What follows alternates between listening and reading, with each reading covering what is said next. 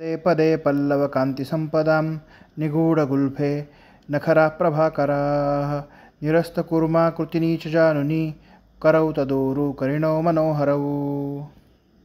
निगूढ आवृत असलेले, गुल्फ म्हणजे घोटी, पदे तळपाय, पल्लव कांतिसंपदा, पल्लव म्हणजे कोवळे पान त्याच्याप्रमाणे कांती असलेले समृद्ध असे, पदे पायातील, नखराः म्हणजे नखे, प्रभाकराः प्रकाशदायी प्रकाश देणारी चमकणारी, जानुनी म्हणजे गुडघे, निरस्त कुर्माकृतीनी, कुर्माकृती म्हणजे कासवाप्रमाणे आकृती, गोल आकृती असणाऱ्या, त्यालाही निरस्त करणारी म्हणजे त्यालाही जिंकणारी, त्याच्याहूनही श्रेष्ठ असा अर्थ.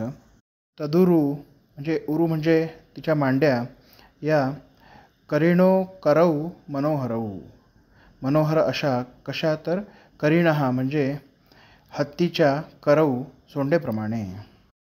कन्येच्या सौंदर्याचे वर्णन नारायणाचार्य करतात. नारायणाचार्य सांगतात की घोटीच्या खाली असलेले तळपाय, झाकलेले तळपाय हे कोवळ्या पानांप्रमाणे कोमल असे होते. पायावरील नखे ही प्रकाशमान होणारी, चमकणारी अशी होती. गुडघे कासवाच्या पाठीच्या आकृतीचे गोल असे होते, त्याहूनही सुंदर होते. आणि मांड्या या हत्तीच्या सोंडेप्रमाणे निमुळत्या अशा होत्या.